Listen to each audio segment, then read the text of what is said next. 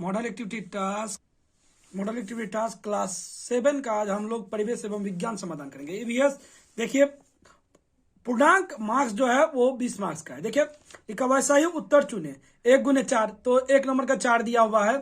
तो 1.1 फ़ारेनहाइट पैमाने पर क्रमशः उच्च और निम्न स्थिरांक, उच्च और निम्न स्थिरांक। देखिए उच्च स्थिरांक जो होता है 212 डिग्री फ़ारेनहाइट और निम्न होता है 32 डिग्री फ़ारेनहाइट। उसके बाद देखिए दूसरा क्वेश्चन है 1.2 में लिखा हुआ है कि बर्फ का गलनांक क्रमशः सेल्सियस और फ़ारेनहाइट पैमाने पर मापा जाता है। देखिए अगर जहां सेल्सियस की बात करें तो 0 डिग्री और फ़ारेनहाइट पर 32 डिग्री फ़ारेनहाइट पर मापा जाता है। द्रव से वाष्प परिवर्तन कहलाता है, वाष्पीकरण कहलाता है। बी नंबर ऑप्शन लगा दीजिएगा। उसका देखिए पानी के वाष्पीकरण की दुर्बलता गर्मी 540 कैलोरी ग्राम का अर्थ है, तो ए नंबर में ऑप्शन लगाइएगा। देखिए एक नंबर में लिखा हुआ 1 ग्राम पानी पर्यावरण से 540 कैलोरी गर्मी लेगा यदि 1 ग्राम समान तापमान के भाप को परिवर्तित किया जाता है। तो इतना ही लिखना है। देखिए सही वाक्य के आगे सही और गलत वाक्य के आगे गलत का लगाएं। तो देखिए पहला नंबर है उष्मा कोई वस्तु नहीं है, उष्मा ऊर्जा है, तो यह सही है, तो इसमें सही का टिक लगा दीजिएगा।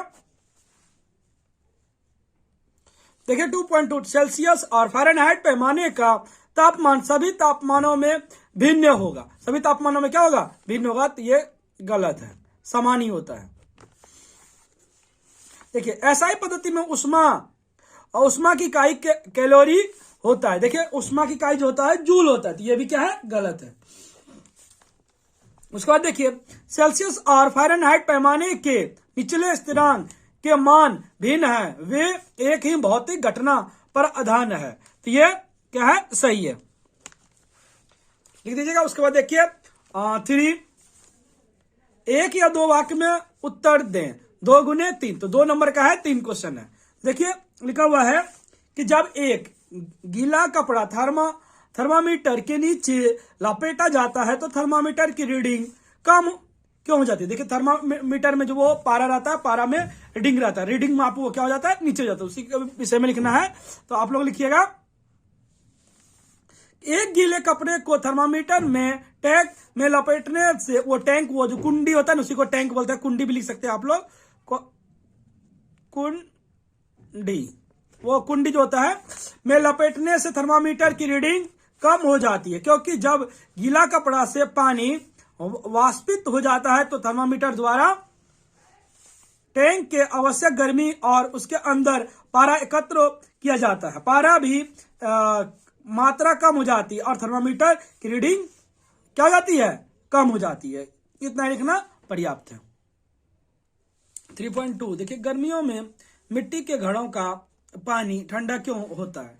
देखिए लिखिए भले ही इसे नग्न आंखों से नहीं देखा जा सकता, लेकिन मिट्टी के घड़े की सतह पर असंख्य महीन छिद्र होते हैं। इन छिद्रों से घड़े के अंदर का पानी रिसता है और यह पानी वाष्पित हो जाता है। इस वाष्पीकरण के लिए पानी जग या वो घड़े में लिख दीजिएगा के अंदर के पानी से अपनी आवश्यक गर्मी प्राप्त करती है।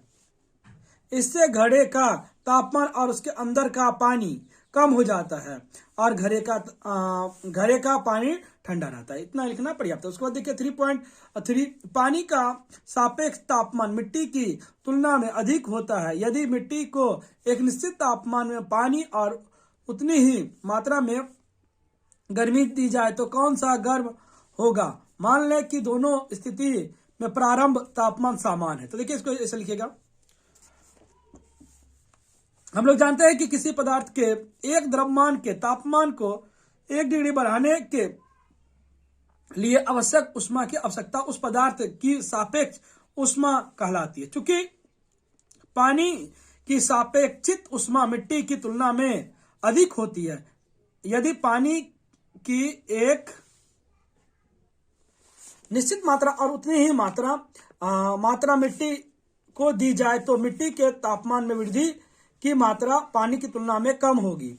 इस प्रकार मिट्टी का तापमान अधिक होगा। देखिए उसके बाद है चार वाक्य में उत्तर दे। 6 गुने 2, तो मतलब 2 आंसर देना है।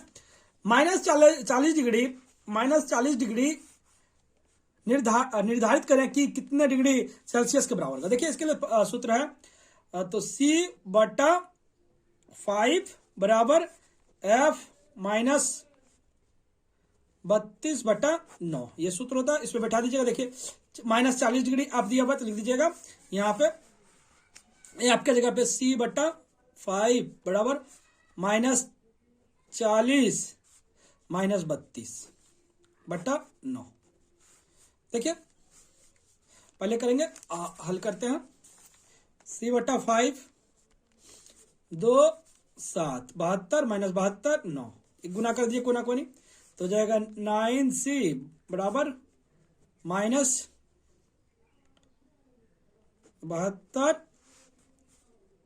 गुने 5, उसके बाद C बराबर -72 गुने 5/9।